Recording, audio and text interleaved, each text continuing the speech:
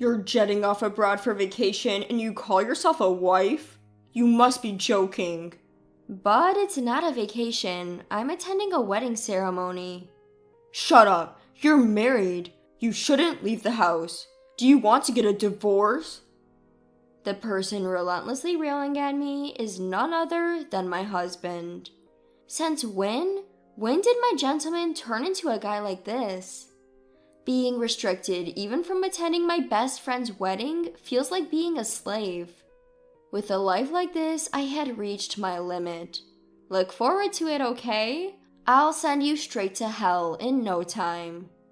My name is Emily, I'm 29. I leveraged my experience of working part-time in a clothing store during my student days, and I became an independent entrepreneur 2 years ago. I opened an online boutique that sells clothes and accessories. A little before starting my own line, I married my boyfriend Nick. It was thanks to him that I was able to start my own business. In the beginning, I struggled to get my business on track, and I fell down so many times. Nevertheless, I managed to overcome it all thanks to Nick. Every time I faced some challenge, he would always say with a smile, "Emily, you'll be fine even if things are hard now. There will surely come a time when you'll succeed." I hope so, but if things don't get better, I will even be a burden to you, Nick. Don't worry about it. I want to support you, Emily, and I want to be there for you. But I would earn better if I get employed like I used to. You always said you wanted your own shop, Emily, didn't you? That dream has come true now. I'm here right by your side, so let's try a little harder together. Yeah, you're right. Thanks, Nick. I'll do my best. With the support of my husband, I decided to continue running my shop. I took full advantage of SNS for marketing and aimed for my business to get more exposure online. Thanks to that, I managed to significantly increase the number of customers. My target base is of a wide age range, so I have a large number of users. Everything is done online, so I don't have to pay rent or labor costs. Above all, I can do it alongside housework at home, so I can continue working without feeling overwhelmed. Things are now stable now, and I earn a decent income. Although my business took off, there was one thing bothering me. It was that my husband was becoming more and more indifferent towards me, day by day. As my business did better, I felt his words and actions becoming colder.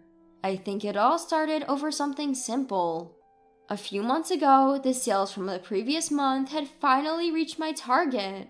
I was so happy, and at the same time, my feeling of gratitude for my husband even grew deeper.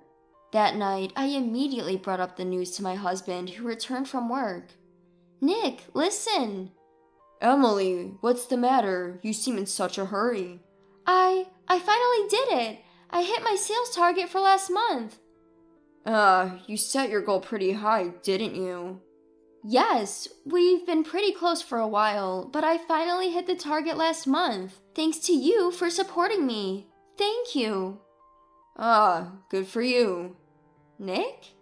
"I'm tired today. I'm gonna take a shower and go to bed." After leaving his bag on the sofa and leaving the living room, my husband went to sleep without even eating the dinner I had prepared. What happened? He'd been so supportive, so I thought he'd be thrilled. But his reaction was lukewarm at best. Was he just really tired? I had expected us to celebrate together, so my husband's response came as a surprise. That said, there's no way I could force my tired husband to be happy. From then on, his demeanor towards me gradually grew colder each day. At first, I thought it was just because he was tired or not in the mood, but as this went on for weeks, even I started to feel uncomfortable. Before I knew it, he started looking down on me at every opportunity. Whenever I was on my computer, he'd stand behind me, sneering while peeking at the screen. What? Checking your sales? You timed it to show me the screen on purpose. Trying to brag or something?" "What are you talking about? I have no such intentions. Nick, you peeped at the screen by yourself." Huh? What kind of wife stays on her laptop when her husband's home? Or what? Are you trying to show off saying I'm so busy with work or something? It's not like that. You've been so cold to me lately, Nick. Did I do something wrong? Despite being shocked by my husband's cold attitude, I still asked him about his true feelings. Then he sighed with an air of annoyance and blurted out, Phew, it's exhausting. I come home tired from work, and why do I have to deal with someone so emotional? Emotional? Why do you always speak like that? I just wanted to share some good news to you, because I've been trying hard and you've always supported me. That's what pisses me off about you. I couldn't care less about your sales. Instead of getting excited about such things, try improving your housekeeping skills a bit. Hey, there's no need to talk like that. What I'm saying is right, isn't it? Quit showing off how busy you are with work. Do it again and I'm out of here, got it? Hey. Being told such things by my beloved husband, my mind was in turmoil for a moment. My heart filled with emptiness, and before I knew it, a tear was trickling down my cheek. Instead of apologizing, he had a sneering smile on his face. A demonic smile I'd never seen before. I was taken aback by my husband, who could show such expression without hesitation. From that day on, his attitude only worsened. I was no longer allowed to speak freely as I used to, and I always had to walk on eggshells around him. Then, one day, I found a wedding invitation from my best friend in our post box. I went to middle school and high school with Elena, and we've always been close. We kept in touch regularly, even after we became adults. When she got married, I remember being excited, as if I was the one who got married. Now she's abroad with her husband, and the invitation said the ceremony would take place overseas. I've been stressed about my husband, so this was a great news to me. It felt like a ray of light drew in my oppressive daily life. I was thinking of when to tell my husband about this. Before I could bring it up, my husband found the invitation on the table. Hey, what's this? He read through the invitation and he approached me with a clearly sour expression. What do you mean? It's clearly a wedding invitation. It's from my best friend Elena. But this is taking place abroad. You're not going, right? Huh? Of course I'm going. As I said that, my husband slammed his hand on the table with a devilish look on his face. He let out a deep voice I've never heard before. You've got to be kidding me. While I'm working my butt off day in, day out, you're just lounging around at home on the computer, and you're planning on skipping housework again just because of a wedding? No, you've got it wrong. That's not it. I just want to attend Elena's wedding. Shut up. We're married. You shouldn't leave the house. Do you want to get a divorce? Being so casually threatened with divorce, I froze on the spot. He continued his tirade mercilessly. I feel bad for your best friend too. You're only using her wedding as an excuse to leave home and not to celebrate her marriage. What are you saying? It's my best friend's wedding. I'm attending only because I want to celebrate it. Just what's so hard to understand? Ugh, you're so annoying. Quit being so cocky because your business took off. It's your attitude that ticks me off. When will you get it, huh? My husband shouted at me, our noses nearly touching. Overcome with fear, my legs gave way beneath me. Seemingly amused by my reaction, he said, Look, you should be grateful I married a woman like you. You were lucky your business took off, and it was only because of my support. Now, shut up and just do as I say. With that, he shoved the wedding invitation into the trash can. The moment he did that, I felt my blood rush back into my body. At this point, I was so infuriated that it would have been an understatement to say that my blood was boiling. He had not only thrown away my dear friend's invitation, but also insulted my feelings. I was so bitter, I realized I had unconsciously bitten my lip hard.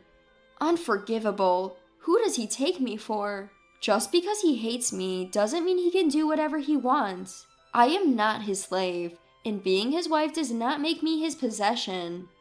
If my days are going to continue like this, I might as well be the one to ruin it all. I don't care. I'm attending Elena's wedding no matter what.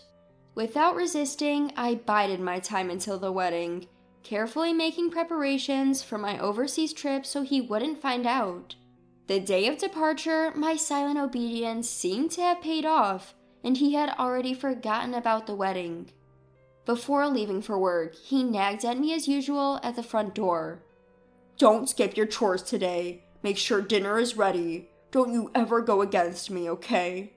I know. Have a good day. Phew, you got it easy, don't you? You get to lounge around at home every day. I wish we could switch places.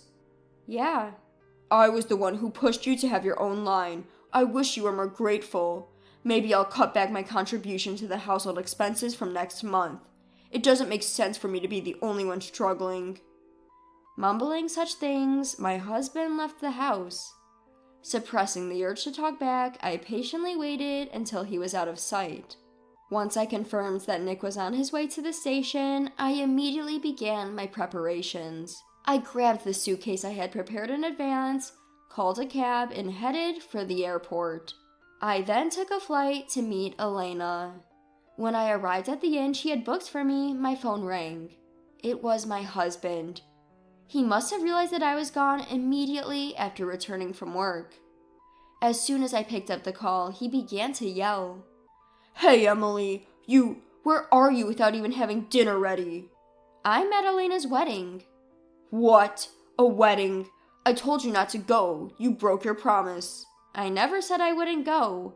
I also don't remember making such a promise. Don't mess with me. I've disciplined you over and over to not leave home. You're my wife after all. Disciplined? What are you talking about? That's just you forcing me to put up with your selfish expectations. Perhaps angered by my defiant attitude, he yelled. That's it. We're getting a divorce. Look, if you don't want that, come back home now. Got it? Without waiting for my response, he hung up the phone. No matter what he says, I don't care, because my mind is already made up. After my best friend's wedding, I spent a full day sightseeing before returning to the States. I arrived home prepared to have a talk with my husband, but he was nowhere to be found. On the table was a divorce paper. He had already signed it, and that wasn't it. My computer for work was completely smashed, as if to make a statement. By leaving the divorce papers and breaking my computer, he was probably trying to get back at me. There's not a shred of love left for him and me. I signed the divorce papers on the table and packed my things into my suitcase again. I took the divorce paper and headed to my parents' house. On my way there, I stopped by the city hall and submitted my divorce paper. When I arrived at my parents' house, I told them everything that happened. My parents were surprised at first, but their faces hardened as they listened. If Nick were there, my father would have definitely punched him. As I was relaxing at my parents' house, which I hadn't visited for a long time, my phone rang. It was a call from my husband. I didn't expect him to call this soon. I answered the phone without flinching. Hello? It's been a while, Emily. You're back in the country, huh? I got back today. So what? You're cold, huh? Oh, maybe you were shocked that I filed for divorce, huh? Ha ha. Huh? My husband seems to think I'm grieving. He continued in a condescending tone, which was noticeable even over the phone. Relax, I'm not serious either. I just wanted you to reflect on yourself, so I gave you a little scare. Reflect on myself? What for? You went abroad without my permission and had the time of your life. Had the time of my life? I just attended Elena's wedding. Tuh, you're so persistent. That's what I mean by having the time of your life. Leaving your husband behind, abandoning your housework, and going on an overseas trip. You're disqualified as a wife, you little chick. Enough already. Who do you think you are? Just because we're married, just because you're my husband, you think you have the right to control everything I do? What? Emily, enough is enough. In the end, you just can't stand that I'm successful at work, right? You don't like having a wife who earns more than you. You're such a deadbeat. It's pathetic to be jealous of your wife. If it bothers you, go ahead and make more than I do. Emily, did you just say that? I'm seriously gonna break up with you. Go ahead. In fact, we're already divorced. What? I filed for divorce. There's no way I can continue being married to a piece of trash like you. Just so you know, if you think you can break me with such threats, you got it wrong. I'm not gonna let you manipulate me. Don't ever show me that disgusting face of yours again, you jerk. He must have been shocked by my harsh words. He fell silent, so I said goodbye and hung up the phone. Afterwards, I hired a lawyer and billed him for the desktop he destroyed. Moreover, the texts and voicemail messages came in handy. His attempts to control my actions and his constant verbal abuse were proven, and I was able to collect damages. As a result, his savings dwindled and he was left in debt. His parents refused to help him, saying it was his own doing, and he ended up having to borrow money from loan sharks. Now he's stuck in a vicious cycle of borrowing to pay off debt, wandering in hell. He was never a high flyer, and I heard that he made mistake after mistake at work, eventually being sidelined.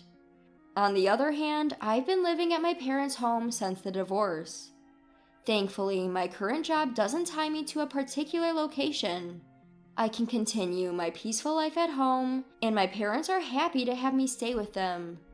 This lifestyle will likely continue for a while. Marriage isn't the only way to happiness. The most important thing is to have a family that cares for you. I've come to realize this once again.